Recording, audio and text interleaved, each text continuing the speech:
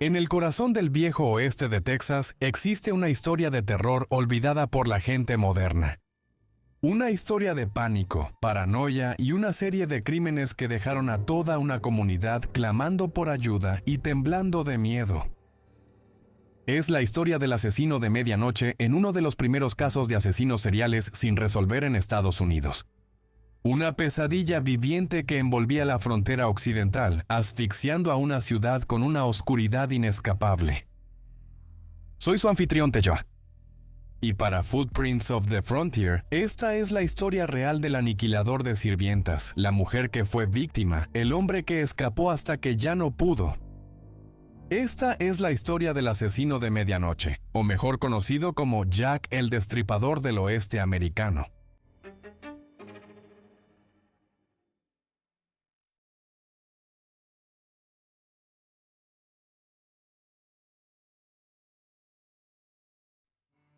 Érase una vez en Texas, en una noche calurosa y húmeda de verano, en la floreciente metrópolis del viejo oeste de Austin, una joven afroamericana aún anónima dormía profundamente en su cama. Ella dormía como cualquier otra noche, acurrucada en el corazón del estado de la estrella solitaria. Era julio de 1884 y la ciudad ganadera convertida en capital tenía una atmósfera tranquila y silenciosa. Eso fue así hasta que la mujer negra mencionada fue apuñalada en la cara mientras dormía, y el orden de Austin, Texas, dio paso al caos y la calamidad para siempre. El primer incidente de apuñalamiento en la cara no sería el único. Más tarde ese mismo mes, otra chica afroamericana anónima se despertó y se encontró cara a cara con el filo de un cuchillo. Unas semanas después, una tercera mujer fue atacada, esta vez con una plancha que la golpeó en la cabeza. Luego, un cuarto ataque tuvo como víctima a una sirvienta dormida en noviembre del 84. Las 4 víctimas femeninas sobrevivieron a sus heridas, pero la quinta. Bueno, ella no tendría tanta suerte. Molly Smith era una mujer mestiza de 27 años originaria de Virginia. Trabajando como sirvienta doméstica la mayor parte de su vida adulta, se mudó al oeste y estuvo cambiando de trabajos entre Waco y Austin antes de encontrar un empleo estable con el dueño de una exitosa compañía de seguros. Él contrató a Smith para que cocinara y limpiara su propiedad, pagándole un salario mensual de $10 y alojamiento gratuito en los cuartos de servicio, ubicados en el patio trasero del 901 de la calle West Pecan. Fue en esta cabaña de huéspedes de una sola habitación, donde el asesino de medianoche cobró a su primera víctima mortal. En las horas más oscuras del 30 de diciembre de 1884, Molly Smith dormía junto a su novio, Walter Spencer, cuando un hacha cayó y golpeó a ambos en la cabeza, dejándolos inconscientes. Smith fue posteriormente arrastrada fuera de la cama, apuñalada en el pecho y el abdomen y arrojada detrás de la letrina. Su cráneo fue partido, sus órganos se salieron y el charco de sangre literalmente levantó su cuerpo del suelo. Había tanta sangre a su alrededor. La escena del crimen permaneció intacta hasta la mañana siguiente, cuando un oficial de policía local de Austin, William Howe, respondió a una llamada de la residencia Hall. Encontró las sábanas empapadas de rojo, las almohadas cubiertas de salpicaduras de sangre, huellas dactilares manchadas a lo largo de la puerta trasera y un hacha manchada de sangre descansando al pie de la cama.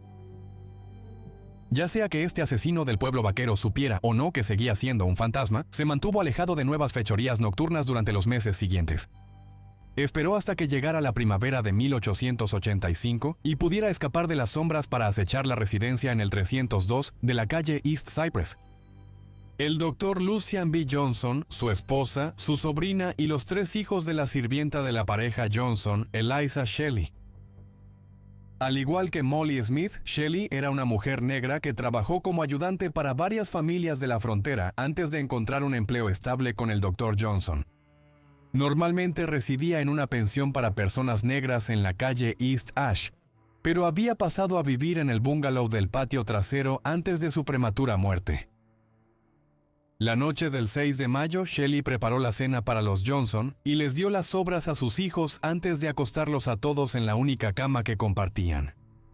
Después de decir sus oraciones y desearse las buenas noches por última vez, la luz se apagó y el asesino de medianoche entró. Clavó un hacha recién encontrada en la sien derecha de Eliza Shelley, la jaló al suelo y le dejó profundas cortadas de 10 centímetros por todo el cuerpo. Antes de desaparecer de nuevo en la noche, le dio un último golpe mutilador, clavando un objeto en forma de desarmador directamente entre sus ojos y dentro de su cráneo. La señora Johnson despertó alrededor de las 6 a.m. el 7 de mayo con los gritos desesperados de los niños Shelley. Envió a su sobrina al piso de abajo para investigar, solo para encontrar a los niños acurrucados en la esquina, sollozando mientras miraban la manta empapada de sangre que cubría a su madre. La joven entró en estado de shock y no pudo contarle a su tía lo que había visto. En cambio, las dos mujeres esperaron al doctor, quien finalmente llegó y alertó a las autoridades. Un sargento de policía local, John Cheneville, respondió a la llamada y llevó consigo una jauría de sabuesos. Los perros siguieron un rastro de huellas grandes, anchas y descalzas que rodeaban la cabaña, pero no lograron seguir el olor más allá de la propiedad de los Johnson. En su lugar, el sargento Cheneville llevó al hijo mayor de los Shelley para interrogarlo. Declaró que el agresor amenazó con matar al niño si miraba, exigiéndole que enterrara la cara en la almohada y que planeaba irse a San Luis en tren a primera hora de la mañana. El chico Shelley también reveló quizá el detalle más aterrador de todos. El asesino de medianoche llevaba un trapo blanco andrajoso para ocultar su identidad, con 2 agujeros toscamente cortados para los ojos. Literalmente la vestimenta de un fantasma o un espectro. Sin nombre ni rostro, el hombre del hacha de Austin era libre de continuar con su violencia. Solo pasarían unas 2 semanas antes de que regresara a sus campos de muerte del viejo oeste. Esta vez, su sed de sangre lo llevó al Scholz Beer Garden, ubicado frente a la residencia Weyermann. Aquí vivían la señora Whitman, su sirvienta doméstica Irene Cross y el sobrino de Cross de 12 años Douglas Brown. Cross, originaria de Mississippi, trabajaba como cocinera para un hombre llamado Robert Weyermann y residía en el departamento de 2 habitaciones en su patio trasero. Fue en este patio trasero donde Irene Cross fue mutilada a sangre fría. La noche del 22 de mayo, el asesino de medianoche entró en la vivienda en el 302 de la calle East Linden e intentó arrancarle el cuero cabelludo a la mujer con un cuchillo rudimentario. Como no lo consiguió, intentó amputarle el brazo derecho, pero de nuevo no pudo cortarlo. Dejó unas cuantas heridas mortales más antes de huir bajo la luz de la luna. Unas horas después de que salió el sol el 23 de mayo, el señor Weyermann salió corriendo de su casa tras escuchar un gemido enfermizo que provenía del patio trasero. Allí descubrió el cadáver destrozado pero aún con vida de la señora Cross. Ella intentó hablar, pero la sangre del intento de arrancarle el cuero cabelludo se le escurría de la frente a la boca. Los médicos llegaron poco después, pero para entonces el daño ya estaba hecho. La amable cocinera afroamericana falleció el 25 de mayo. Sin embargo, antes de que exhalara su último aliento, la policía de Austin interrogó a su sobrino, quien también estaba en el departamento cuando el hombre del hacha atacó. Douglas informó a los detectives que un hombre negro corpulento, con sobrepeso y descalzo, con los pantalones remangados, entró en la habitación e imploró al preadolescente. No estaba ahí para hacerle daño, pero lo haría si Douglas intentaba alertar a alguien. El resto de la floreciente comunidad de Austin se marchitó de miedo cuando corrió el rumor de un loco errante que asesinaba a las sirvientas locales. Los murmullos cargados de temor llegaron hasta la cuadra 300 de la calle Cedar, donde Eliza Shelley fue asesinada y donde otra sirvienta llamada Rebecca Ramey encontraría un destino similar. Rebecca Ramey provenía de un destacado vecindario afroamericano en Austin, donde su hermano abrió la tienda de abarrotes Carrington y otro miembro de su familia tenía una herrería. Rebecca creció aquí y con el tiempo crió a su propia hija, María. María era una presencia constante en la tienda de su tío y en las vías del tranvía por toda la ciudad, una de los innumerables niños que llenaban las calles del centro de Texas mientras se desarrollaba más rápido que el resto del oeste. Eso fue hasta que su madre le informó que ninguna de las dos podría pasar el rato fuera de la casa de Valentín Witt, el empleador de Rebecca, debido a la reciente serie de asesinatos. De hecho, se lo tomó tan en serio que obligó a María y a ella misma a dormir sobre viejos tarimas de madera que encontraron en la cocina de la familia Weed, solo para evitar dormir en la casa de huéspedes. El true crime y la comprensión de los asesinos seriales aún estaban a décadas de distancia. Pero incluso la gente común era lo suficientemente consciente como para notar los patrones y ver que el asesino de medianoche tenía en la mira a los sirvientes. Por desgracia, el plan se vino abajo en cuanto empezó, cuando el agresor superó las precauciones de los Rami y de todas formas entró a la cocina. La noche del 30 de agosto, 3 meses después del último asesinato, Rebecca y María se despertaron sobresaltadas en la residencia de la East Cedar Street, número 300.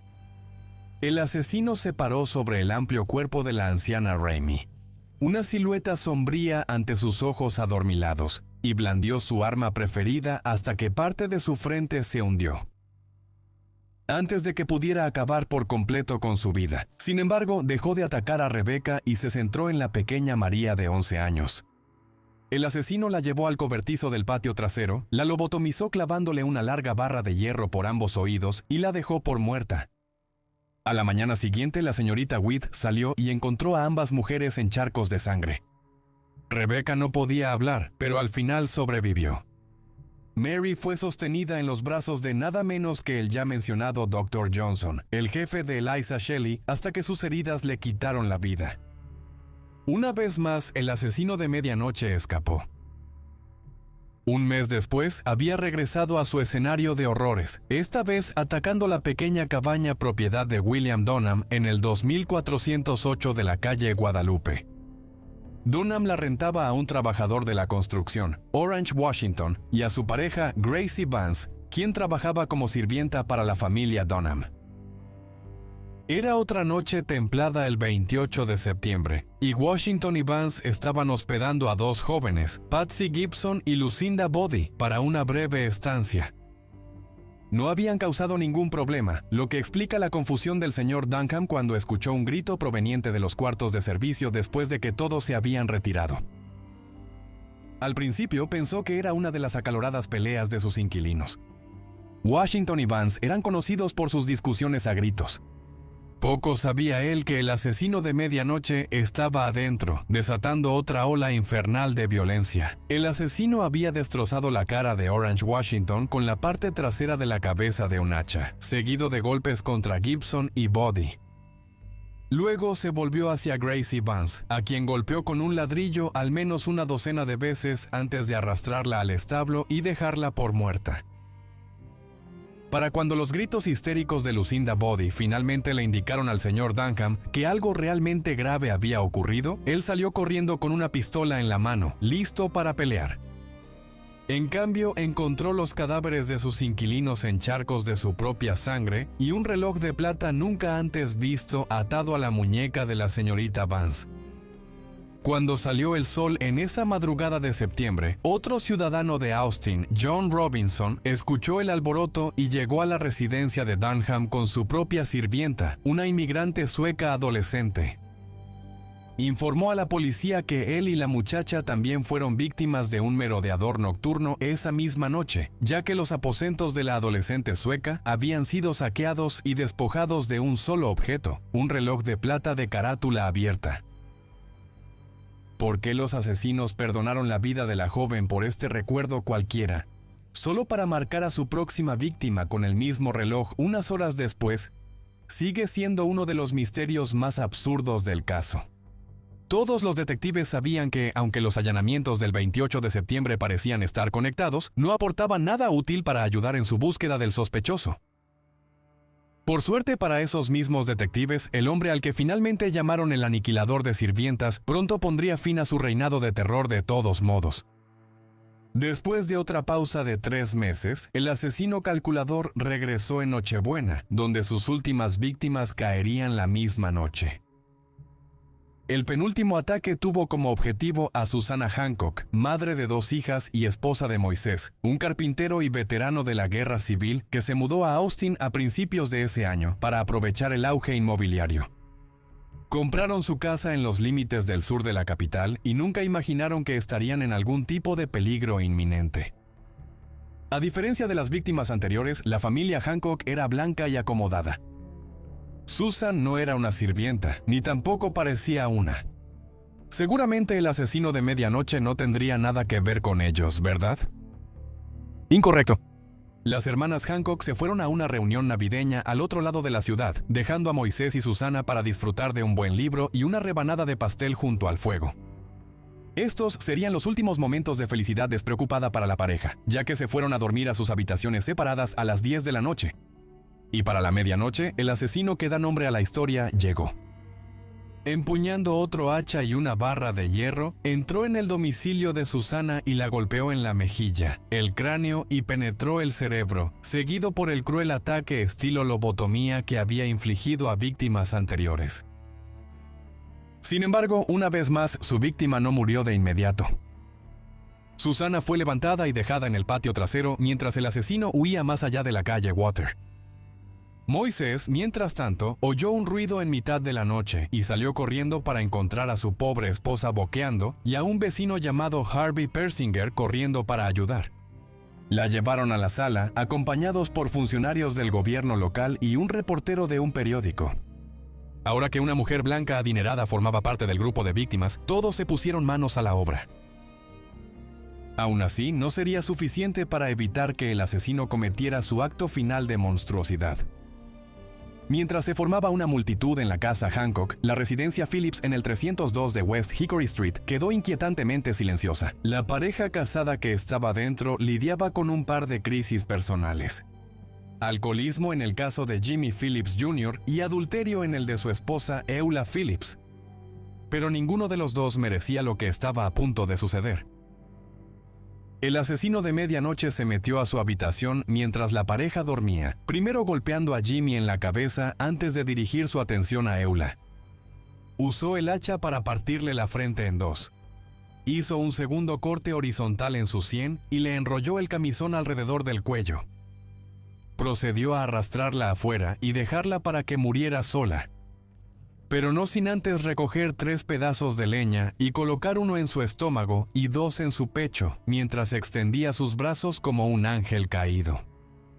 Estas teatrales y depravadas acciones, afortunadamente, serían las últimas que cometería. La noticia de la masacre de los Phillips rápidamente llegó a la misma fuerza policial de Austin, que respondía al horror de Hancock. El recepcionista nocturno Henry Brown corrió como rayo hasta la calle Water e informó al alguacil de la ciudad, James Lucy, sobre el segundo ataque. El alguacil Lucy reunió otra partida y fue a revisar a Jimmy Jr. y a su madre Sofía, quien estaba cuidando al hijo de 10 meses de la familia Phillips, Tomás. Jimmy estaba incoherente debido al trauma en la cabeza que sufrió, y Tomás estaba cubierto de sangre seca, aunque ileso, sosteniendo una manzana. Lucy y su grupo también notaron una huella ensangrentada en el pasillo que llevaba al patio trasero, donde descubrieron la inquietante postura del cadáver de Eula. Por octava y última vez, una víctima del aniquilador de sirvientas fue envuelta en sábanas limpias y enviada al inspector médico. Una familia se quedó sin respuestas y con un corazón menos latiendo en su hogar. Los detectives estaban desconcertados, las autoridades estaban asustadas. Y lo peor de todo, el asesino de medianoche quedó libre, regresó a las sombras de donde vino y nunca más se le volvió a ver. Era el día de Navidad en Austin, Texas, y el rastro se perdió en una frontera congelada por un miedo recién descubierto. ¿Serían la ciudad, el estado o el oeste en general alguna vez los mismos? Solo el tiempo lo diría.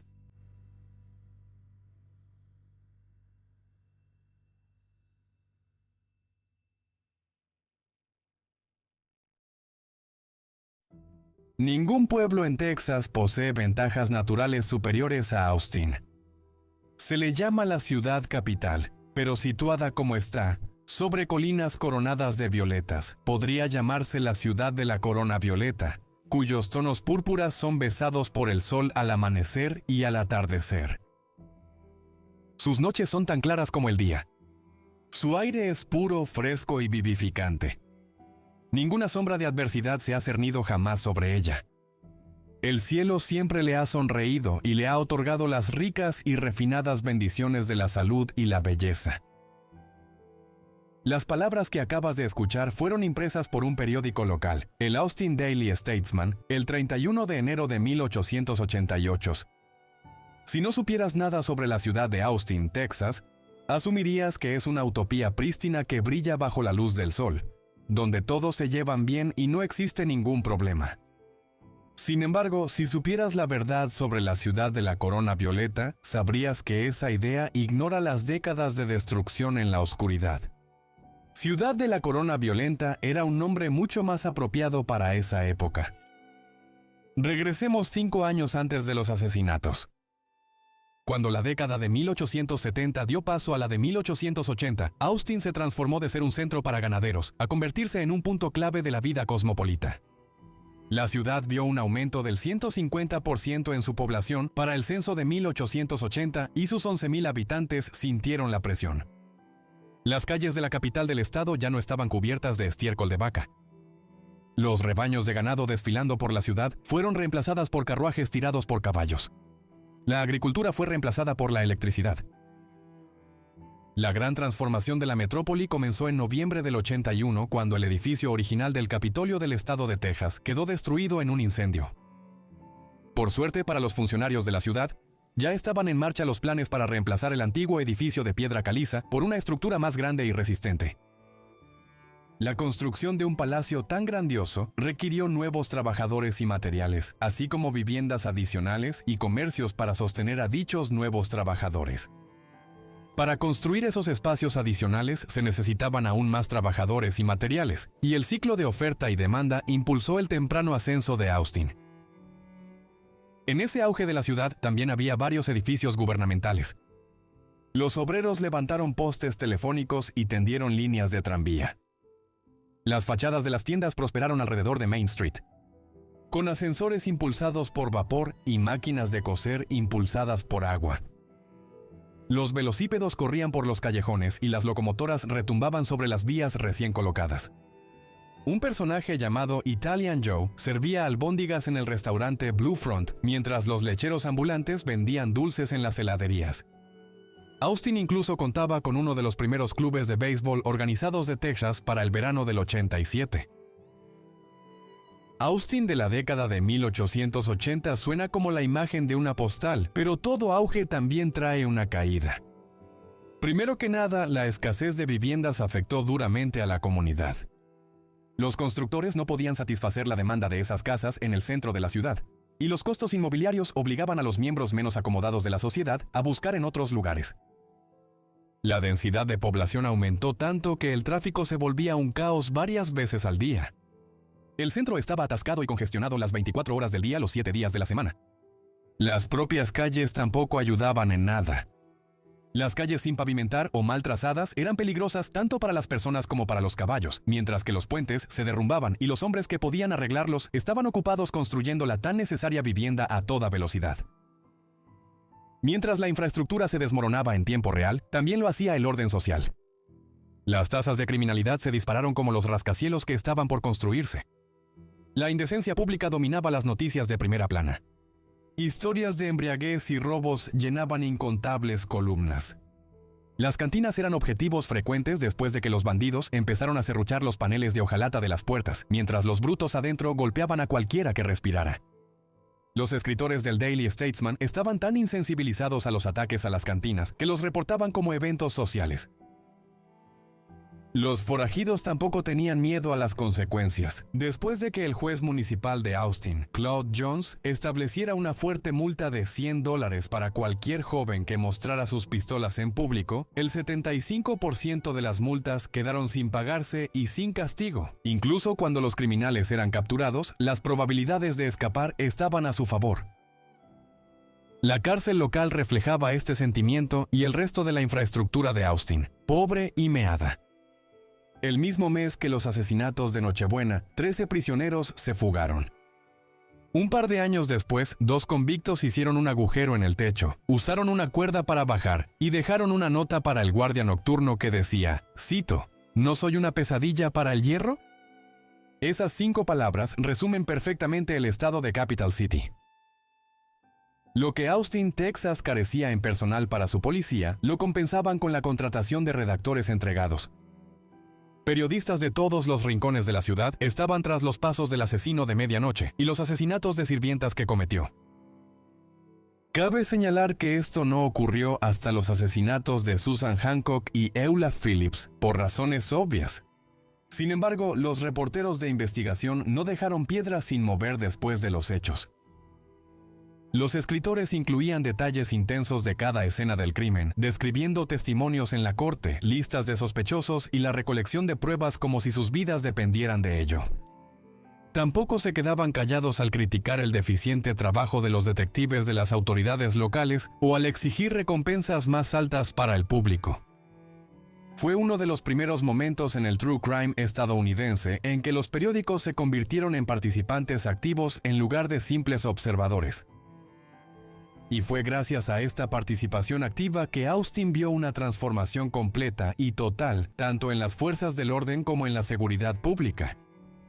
24 horas después de que encontraron el cadáver cubierto de madera de Eula Phillips, el salón de la Cámara de Representantes albergó a cientos, si no es que miles, de ciudadanos frenéticos y desesperados. Se reunieron en las cámaras aún sin terminar para averiguar qué iban a hacer respecto a la masacre indiscriminada. El Daily Statesman reveló que los asistentes, cito, están horrorizados y casi paralizados para actuar. Los supersticiosos empiezan a atribuirlos a fuerzas sobrenaturales. Con el diablo rondando entre ellos, el recién formado consejo implementó cambios de inmediato. El departamento de policía triplicó su tamaño y un toque de queda mantenía a los residentes dentro de sus casas durante la noche. Si un funcionario municipal o un establecimiento privado le pedía a un hombre o a una mujer que se identificara, debía cooperar o enfrentarse a la expulsión de la ciudad. Se ordenó que las cantinas cerraran a más tardar a la medianoche, y los comités de vigilancia patrullaban las calles hasta el amanecer. Incluso cuando la planificación urbana mejoró y la infraestructura se fortaleció, el público paranoico redobló sus esfuerzos. Las alarmas eléctricas contra robos y las cerraduras de puertas diseñadas mantenían a raya a los bandidos, mientras que tónicos para dormir más fuertes y medicinas patentadas mezcladas con depresivos atenuaban la ansiedad nocturna. Sin embargo, por encima de todas esas medidas, simplemente instalar luces sobre las calles de Austin, Texas, sería su mayor mejora.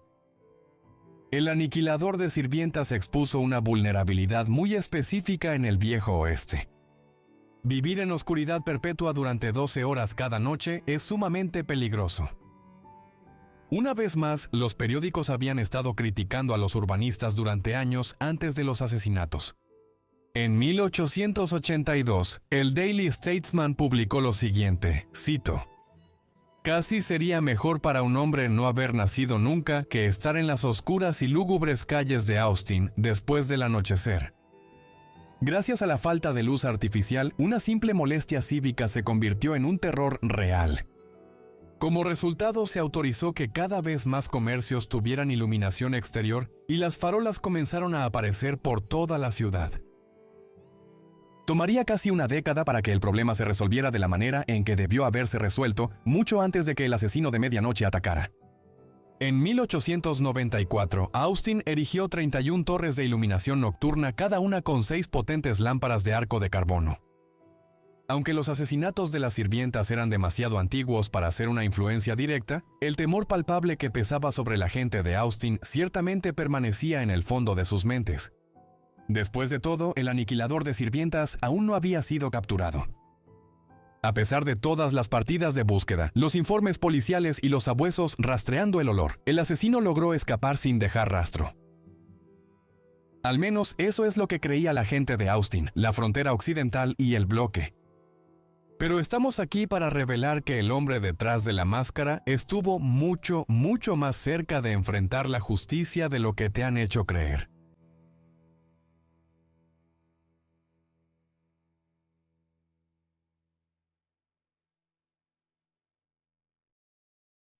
La cacería del asesino de medianoche no cobró fuerza de inmediato. La investigación solo se intensificó después de los asesinatos de Nochebuena.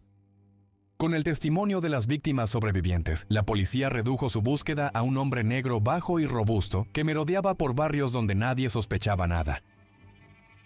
Sin embargo, el público no tuvo paciencia y empezó a reportar a cualquiera que pareciera sospechoso. Durante esa última semana de diciembre de 1885, el Daily Statesman publicó varias historias sobre hombres husmeando en patios traseros y saltando cercas. Como resultado, el alguacil Luke y el sargento Cheneville crearon un índice de delincuentes reincidentes y criminales violentos conocidos que vivían en la ciudad. Detuvieron a cualquiera que encajara con el perfil de su posible asesino y los llevaron a la comisaría local. Aquí, los hombres les indicaron que se quitaran los zapatos, sumergieran los pies en un recipiente lleno de tinta y colocaran cada pie sobre una hoja de papel en blanco. Entonces, ¿por qué tanto teatro? Recuerda, la evidencia incluía una huella ensangrentada que llevaba a la escena del crimen. Esta no era una huella cualquiera. El pie del sospechoso en cuestión solo tenía 4 dedos. Los hombres negros mencionados que la policía detuvo tenían coartadas sólidas o tenían todos sus miembros intactos. Volvimos al punto de partida. El primer arresto real ocurrió en la víspera de Año Nuevo del 85 en el corazón del primer distrito de Austin. Los detectives recibieron una pista sobre prendas ensangrentadas vistas cerca de las calles San Antonio y Live Oak y acudieron al lugar esperando lo peor. Al principio, eso fue exactamente lo que encontraron. 7 cuchillos manchados de sangre, una navaja, la ropa de la mujer mencionada anteriormente, un par de barriles de flores llenos de recuerdos robados. Y la prueba más incriminatoria de todas, un punzón de hierro. Esa podría haber sido el arma utilizada por el asesino para realizar la lobotomía. La propiedad en sí pertenecía a un inmigrante mexicano llamado Anastasio Martínez, quien fue arrestado de inmediato y sentenciado a varios años de prisión por agredir a varias mujeres. Sin embargo, él negó rotundamente cualquier implicación en los asesinatos de las sirvientas, y ningún otro indicio volvió a relacionarlo en los meses o años siguientes. Cuando el calendario cambió a 1886, la investigación volvió a centrarse en las personas más cercanas a Susan Hancock y Eula Phillips, gracias a una pista recientemente presentada por el ciudadano de Austin, Thomas Bales. Bales era un detective privado y ex US Marshal y simplemente resultó estar en el lugar correcto en el momento adecuado. Es decir, fue una de las últimas personas en ver a Eula Phillips con vida la noche en que murió. Regresemos al principio de la muy difamada historia de Eula Phillips. Era 1882 en Onion Creek, Texas, y Eula vivía con su madre, Alice, quien se había separado de su esposo y padre de Eula en 1880. Estaban en las primeras etapas de finalizar el divorcio cuando Alice cayó gravemente enferma y murió antes de que el caso llegara a juicio debido a una fuerte epidemia de fiebre tifoidea en ese momento. Cuando todo terminó, Eula Phillips, de 14 años, quedó huérfana. El salario de su madre como maestra no fue suficiente para dejarle a Eula una red de seguridad. Sin mucha orientación, conoció y se casó con un hombre mayor llamado Jimmy Phillips Jr. en enero del 83. Algunas fuentes afirman que fue un matrimonio arreglado, mientras que otras creen que fue una casualidad. De cualquier manera, la muerte de su madre, el matrimonio apresurado y el nuevo hogar habrían sido extremadamente desorientadores para una adolescente. Para empeorar las cosas, Eula quedó embarazada 2 veces en los siguientes 2 años. El primero fue con su esposo, dando a luz a Thomas Phillips en 1884. El segundo embarazo fue bajo circunstancias misteriosas, ya que ella y la familia se mudaron a la granja propiedad de George McCutcheon en el condado de Williamson, un amigo de la familia del padre de Eula. No se sabe si este embarazo fue resultado de una relación consensuada o no, pero McCutcheon compró medicamentos patentados para un aborto casero de todos modos. Es justo suponer que el estado físico, emocional y mental de Eula estaba en muy mal estado. 2 meses antes de su asesinato, en octubre de 1885, Eula y los suyos se mudaron de regreso a la ciudad de Austin. Jimmy Jr. estaba desempleado y lidiando con un alcoholismo severo. También se estaba volviendo más desconfiado de su esposa, quien dormía en la sala y pasaba gran parte de su tiempo fuera de casa. Resulta que las teorías de Jimmy no estaban tan lejos de la verdad. Durante meses, Eula había comenzado un romance no tan secreto con un soltero local llamado John Dickinson. Dickinson tenía 10 años más que Eula y era una de las personas más ricas de todo el centro de Texas, gracias a su papel como secretario de la Comisión del Capitolio. Para que el romance funcionara, Eula se mudó en noviembre de 1885 a una casa que pertenecía a dos mujeres infames, Fanny Whipple y May Tobin. Whipple y Tobin operaban la residencia como una casa para encuentros discretos. En la era del Viejo Oeste, las casas para encuentros discretos eran hogares privados con habitaciones disponibles para rentar. Los operadores de la casa mantenían el arrendamiento en secreto fuera del escrutinio legal. Fue en la casa Whipple-Tobin donde Dickinson y Eula pasaron varias noches juntos durante el feriado de Acción de Gracias. Sin embargo, cuando noviembre se convirtió en diciembre, sus encuentros ilícitos llegaron a un punto muerto. La madre de Jimmy Phillips, Sophie, lo convenció de dejar la botella y conseguir trabajo con un carpintero local. No pasaría mucho tiempo antes de que él buscara a su esposa para convencerla de que regresara a casa.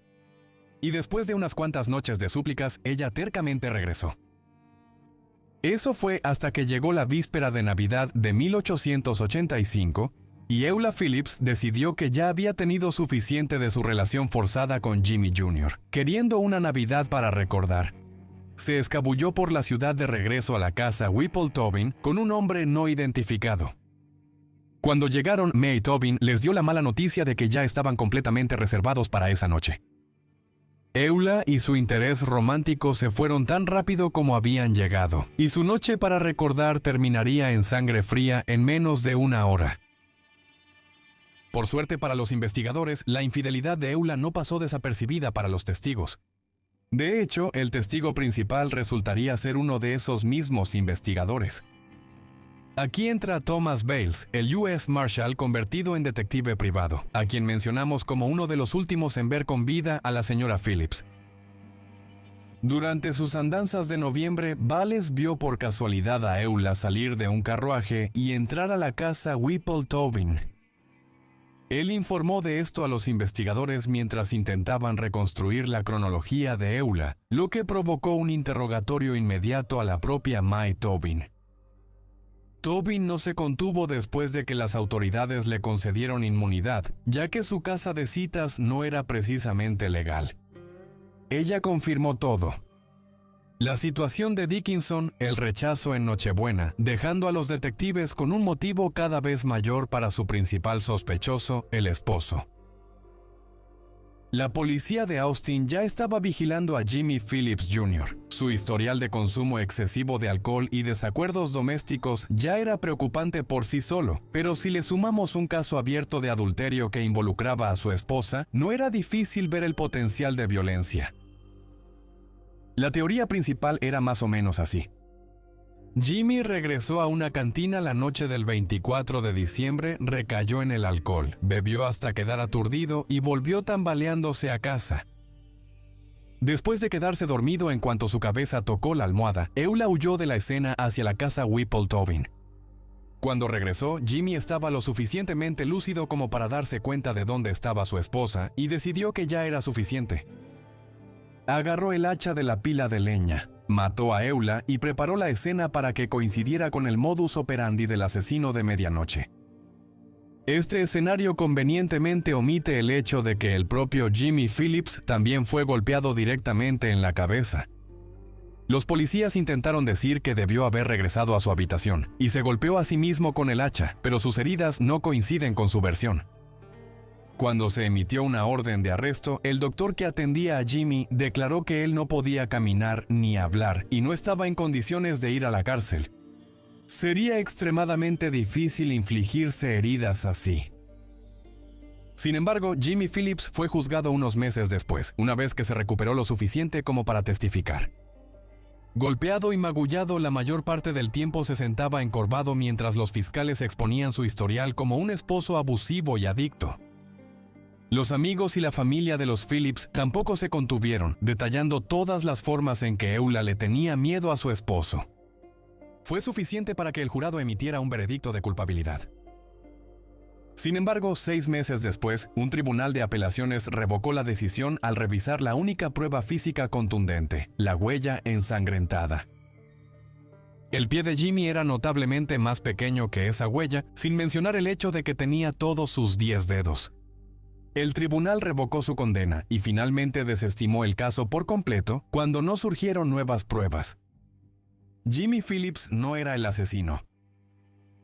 Con un esposo problemático exonerado, todas las miradas se centraron en el segundo, Moses Hancock, el hombre casado con la primera víctima de esa Nochebuena maldita, Susan Hancock.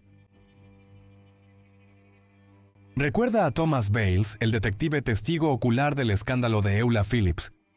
Él también veía a Moses Hancock con sospecha, y con buena razón. Cuando expuso su teoría del ixoricidio, reveló una carta escrita por Susan, desconocida para el resto del mundo. Esta es la carta completa. Querido esposo, he vivido contigo durante 18 años y siempre he tratado de ser una buena esposa y ayudarte en todo lo que he podido. Te he amado y te he seguido día y noche. No dejas el whisky y estoy tan nerviosa que no lo soporto, ¿sabes? Casi me mata que tomes, y Lena está casi loca y va a perder la cabeza. Si yo hiciera algo para deshonrarte a ti y a nuestros hijos, tú me dejarías. Tú me habrías dejado hace mucho tiempo. Cuídate mucho, escríbeme a Waco y yo responderé cada carta. Tu esposa hasta la muerte, Sue Hancock. Según la hija de los Hancock, Lena, Susan escribió la carta con la intención de dejar a Moses, pero nunca tuvo el valor de entregársela. En vez de eso, la guardó en una caja de flores falsas y esperó hasta tener el valor. Por supuesto, ese día nunca llegaría. Y después de su asesinato, la hermana de Susan, Mary, descubrió la carta y de inmediato la entregó a las autoridades. En el juicio de Moses Hancock, la fiscalía dependió de esta carta para cerrar su caso contra él. Sin embargo, serían refutados cuando Lena Hancock subió al estrado y habló muy bien de su padre. Aunque admitió que Moses solía emborracharse y insultar a su esposa, nunca se volvió violento ni puso una mano encima a nadie de su familia. En general, era un buen papá. Lena también reveló que Moisés ni siquiera sabía de la existencia de la carta en primer lugar, eliminando cualquier tipo de motivo para mutilar a Susana a sangre fría. El juicio terminó con un jurado incapaz de llegar a un veredicto. El caso fue desestimado y Moisés se fue como un hombre libre. Mientras el caso del asesinato en Nochebuena se estancaba, las demás víctimas del asesino de medianoche aún no habían sido olvidadas. Los investigadores dirigieron su atención a las familias de las otras 6 mujeres asesinadas y se enfocaron en su siguiente principal sospechoso. Él se trataba de Walter Spencer, el novio de Molly Smith en el momento de su asesinato. Spencer tenía un temperamento volátil y un historial criminal notable, pero no había pruebas físicas que lo vincularan a la escena del crimen. Al igual que Jimmy Phillips, Spencer fue atacado junto a Molly la noche del 30 de diciembre de 1884, y la idea de que él se lo hizo a sí mismo era absurda. Las heridas eran defensivas y como resultado, el juicio en su contra solo duró 2 días antes de que fuera absuelto de todos los cargos. Con los amantes de las 8 mujeres exonerados de cualquier delito, las autoridades de Austin estaban oficialmente atrapadas en arenas movedizas. La paranoia se extendió más allá de los límites de la ciudad y por todo Texas, obligando a las autoridades a actuar antes de que estallara el pánico. Más de 400 sospechosos fueron arrestados injustamente. Ninguno de ellos encajaba con el perfil. Para este momento, todos los periódicos de Texas estaban cubriendo la historia las 24 horas del día. Un escritor del San Antonio Daily Express acuñó el apodo de asesino de medianoche, y el público lector estuvo de acuerdo. Un asesino sádico solitario andaba suelto, un monstruo caminando entre los hombres. Algunos ciudadanos creían que el asesino era un paciente del manicomio estatal cercano, que se escapaba después del atardecer, cometía crímenes y regresaba sin que nadie lo notara. Otros creían en el efecto lunar, un concepto de pseudociencia que atribuía el comportamiento violento a la luna llena. Durante la época del Viejo Oeste, existía la creencia popular de que la luz de la luna podía provocar locura, incluso en los hombres más tranquilos. En medio de la histeria, la gente asustada de Austin, Texas, estaba ignorando una pista enorme.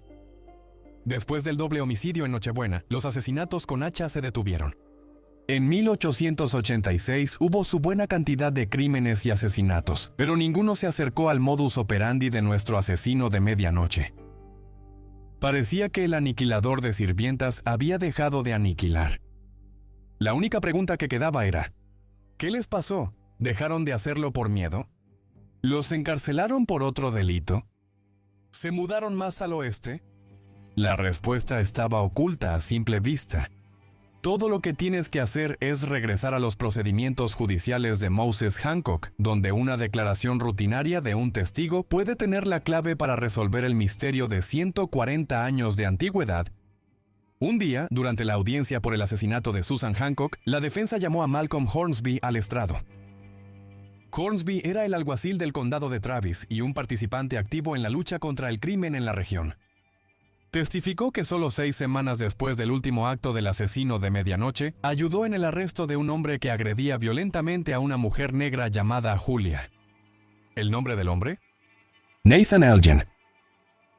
Era la noche del 9 de febrero de 1886 y los gritos resonaban desde una cantina en Masontown, Texas, un suburbio predominantemente negro en las afueras de Austin.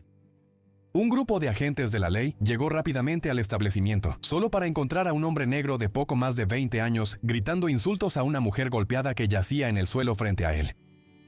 El hombre, Nathan Elgin, supuestamente tuvo una discusión con la mujer dentro del lugar.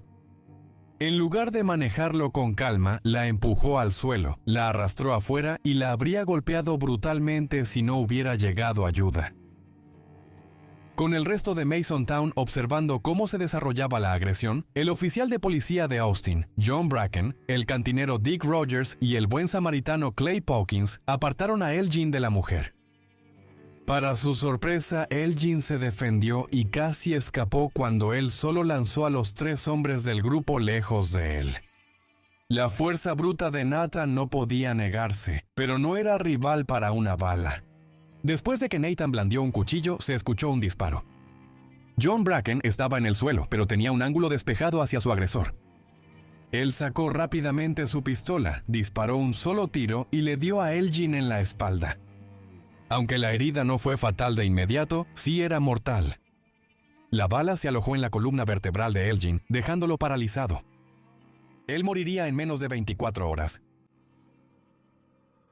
A simple vista, Elgin ya parecía ser el sospechoso principal perfecto. Era robusto, de ascendencia africana, predispuesto a la violencia contra las mujeres e increíblemente fuerte. Pero después de que el forense reveló los resultados de su autopsia, habría un punto más para fortalecer el caso en su contra. Nathan Elgin solo tenía 9 dedos en los pies. Le faltaba el dedo meñique del pie derecho. Y cuando se comparó con la huella ensangrentada que quedó en la escena del crimen, quienquiera que haya matado a Mary Ramey, Susan Hancock y a las otras 6 mujeres, le faltaba exactamente el mismo dedo. Desde una perspectiva moderna, Elgin parecía un sospechoso perfecto, lo que hace que lo que estoy a punto de contarte sea aún más frustrante. Porque el hombre estaba muerto, las autoridades obviamente no podían arrestarlo ni llevarlo a juicio. También estaban en medio de procesar tanto a Moses Hancock como a Jimmy Phillips por los asesinatos de sus respectivas esposas. Anunciar a Nathan Elgin como sospechoso invalidaría ambos casos. En cambio, los detectives decidieron guardar silencio, a pesar de que su historial coincidía con el de los asesinos seriales modernos. Elgin nació en Austin en 1866, siendo el cuarto de 4 hijos, pero el primero de su madre, Susan Pierce. Creció siendo prácticamente un desconocido para sus hermanos mayores. Los 3 ya habían crecido, se habían casado y se habían mudado cuando él era adolescente. Para colmo, Susan Pierce era negligente o abusiva, ya que el censo de 1880 registra al joven Nathan Elgin, de 14 años como sirviente doméstico, obligado a la servidumbre y privado de una infancia normal. En el verano del 81, Elgin volvió a aparecer en los registros públicos, esta vez con intenciones criminales. Había sido arrestado por portar una pistola ilegal y por insultar a otro joven cerca de la mansión del gobernador, despertando al vecindario y causando caos. Un año después, en 1882, Elgin escribió una carta explosiva amenazando con azotar, destruir y matar al alguacil adjunto si se cruzaban en el camino. Estas acciones eran indicadores clásicos de violencia temprana y resentimiento hacia la autoridad. Sin embargo, evadió a la justicia hasta el tiroteo en Masontown en 1886. Elgin también contaba con experiencia local. Las calles de Austin fueron su hogar desde la infancia, y la ciudad se desarrolló junto con él. Él conocía casi todos los atajos, con cada callejón, con cada puente. Él habría sabido qué puertas estaban sin seguro, qué patios tenían perros, qué tiendas permanecían abiertas y a qué hora se apagaban las luces en las tiendas que no lo hacían. ¿Recuerdas los primeros crímenes que mencionamos en relación con el asesino de medianoche? El par de apuñalamientos en julio del 84, la golpiza con la plancha en agosto, el asalto a la sirvienta en noviembre. Forman un patrón de violencia contra mujeres jóvenes por la noche, todas trabajando en esa misma industria que probablemente traumatizó a Nathan Elgin, joven y abandonado. Solo pasaría un mes después del ataque de noviembre de 1884, cuando ocurrió el primer asesinato de una sirvienta el 30 de diciembre, y Elgin pasó de usar los puños y objetos contundentes a usar hachas y picos. Las agresiones y golpizas se transformaron en asesinato y mutilación, todas señales de una escalada previa al crimen. La vida de Elgin contiene una subtrama más relevante para el perfil de un asesino serial, un factor de estrés en forma del nacimiento de su hijo. Nathan se casó con una mujer llamada Sally Witt en 1882, pero nunca vivieron juntos. Sin embargo, concibieron un hijo a principios de 1885 y casualmente o no, el niño nació nada menos que en la víspera de Navidad de ese mismo año. Los perfiladores criminales creen que este recordatorio de la mente inestable de Elgin, esta exclusión del espacio doméstico, de los deberes y la paternidad que no podía manejar, creó una acumulación explosiva de factores de estrés que explotó en una ira implacable esa noche fatídica. Los asesinos seriales como Elgin atacan a mujeres como respuesta a una ira que se forma en las primeras relaciones maternas. La agresión es el plan. El asesinato es la liberación emocional que sigue. Deja escenas del crimen desordenadas, mata a mujeres mayores que él, nunca sale de los lugares que le son familiares y se asegura de que la identidad de sus víctimas no sea reconocida. Así es como probablemente fue el acto final de Elgin como el asesino de medianoche. Después de que el estrés por el nacimiento de su hijo lo llevó al límite, Nathan eligió a Susan Hancock como su objetivo. Sin embargo, después de que Moses Hancock se despertó y ahuyentó al asesino de su esposa, Elgin saltó la cerca y corrió hacia el oeste en dirección a Congress Avenue, una zona familiar para él. Esta ruta lo habría llevado por el patio de la casa Whipple Tobin, donde probablemente se habría encontrado con Eula Phillips durante su escapada. Dickinson o la propia Eula podrían haberle hecho comentarios despectivos a Elgin, y Elgin no estaba en condiciones de dejarlo pasar. La humillación de un incidente racista con personas de su clase social podría haber vuelto a detonar los indicadores de asesino serial de Elgin, dejándolo seguir a Eula de regreso a casa, donde llevaría a cabo su asesinato más violento y ceremonial. Dicho todo esto, podemos afirmar con total confianza, sin lugar a dudas, que Nathan Elgin fue el aniquilador de sirvientas. Todo grita que sí. El dedo del pie faltante y la huella ensangrentada, el perfil de comportamiento, el hecho de que todos los asesinatos se detuvieron después de su muerte, el testimonio del sheriff Hornsby. Todavía no ha habido otro sospechoso que encaje tan perfectamente como él. Pero sin una confesión, un caso judicial, una prueba de ADN, el misterio sigue sin resolverse. Aunque Elgin siempre será el principal sospechoso número 1, no podemos hablar del asesino de medianoche sin abordar su conexión con el asesino serial más famoso de la historia, Jack el Destripador. A pesar de todas las millas de tierra y mar entre Londres, Inglaterra y Austin, Texas, los dos casos están vinculados para siempre.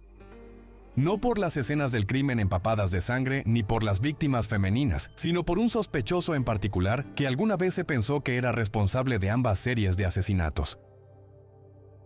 Después del primer asesinato en Whitechapel asociado con Jack el Destripador en el verano de 1888, el Austin Daily Statesman se hizo eco de los titulares internacionales. Compararon directamente la muerte de Pauline Nichols con los asesinatos de sirvientas de 3 años antes. Después de todo, la descripción del agresor de Nichols coincidía con la del aniquilador, bajo y robusto. Cuando el Destripador volvió para cometer más actos violentos, incluso la prensa británica notó los patrones paralelos también. Para el invierno del 89, todo el mundo conocía la conexión. Las sospechas de un asesino serial internacional se intensificaron cuando un sospechoso muy específico entró en escena. El sospechoso solo fue identificado por su primer nombre, Maurice, pero también era conocido por un apodo, el cocinero malayo. La historia cuenta que un investigador de Londres entrevistó a un testigo en un pub cerca de donde ocurrieron los asesinatos de Jack el Destripador, un desconocido que había hablado con Maurice a principios de 1888. Según el testigo, Maurice medía 1.70 metros, tenía 35 años y trabajaba en barcos de vapor en Londres. Durante su conversación, Maurice reveló que había sido robado por una mujer de Whitechapel no hace mucho tiempo. Y si no la encontraba y recuperaba su dinero, él, y cito, asesinaría y mutilaría a cada mujer de Whitechapel que encontrara. Fin de la cita. Entonces, ¿qué tiene que ver esto con el asesino de medianoche? Los documentos históricos muestran que en 1885, un cocinero malayo llamado Maurice trabajaba en el Hotel Pearl House en Austin, Texas. Cuando la policía investigó más a fondo, encontraron a un compañero de trabajo del hotel que confirmó la existencia de Maurice y que él renunció al Pearl House en enero de 1886 para mudarse a Galveston, Texas, y trabajar en un barco de vapor con destino a Inglaterra. La pensión donde vivía Maurice también estaba muy cerca de algunos de los asesinatos de sirvientas, a solo 3 o 4 cuadras de distancia. Sin embargo, las coincidencias terminaron ahí. Aunque nadie podía confirmar ni negar cuántos dedos tenía Maurice en los pies, detectives privados de todo el mundo buscaron por todos lados al cocinero malayo. Maurice desapareció. La pista se enfrió, pero los rumores nunca pararon. Aunque hemos aprendido suficiente información durante el último siglo para descartar las teorías de un mismo perpetrador, las historias de Jack el Destripador y el asesino de medianoche estarán para siempre vinculadas. Y esa es la aterradora historia del asesino de medianoche y uno de los forajidos más salvajes del viejo oeste. Nosotros aquí en Footprints of the Frontier creemos firmemente que Nathan Elgin es el asesino de medianoche desenmascarado. Pero la verdad, como tantas figuras sombrías de la leyenda fronteriza, permanece envuelta en el misterio a través de la historia. ¿Qué crees que pasó en Austin, Texas en 1885? ¿Había un asesino serial al acecho? ¿O fue todo parte de otra conspiración siniestra y oculta que aún no hemos imaginado? Para más historias como estas, dale like al video y suscríbete al canal para que nunca te pierdas otra edición de Footprints of the Frontier.